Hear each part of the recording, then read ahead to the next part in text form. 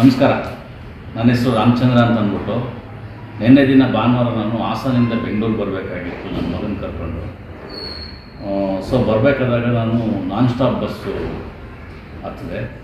ಹತ್ತಿದಾಗ ಹೆಚ್ಚು ಕಮ್ಮಿ ಅದರಲ್ಲಿ ಒಂದು 30-35 ಜನ ಅಷ್ಟೇ ಇತ್ತು, ಮಿಕ್ಕಿದೆಲ್ಲ ಖಾಲಿ ಇತ್ತು.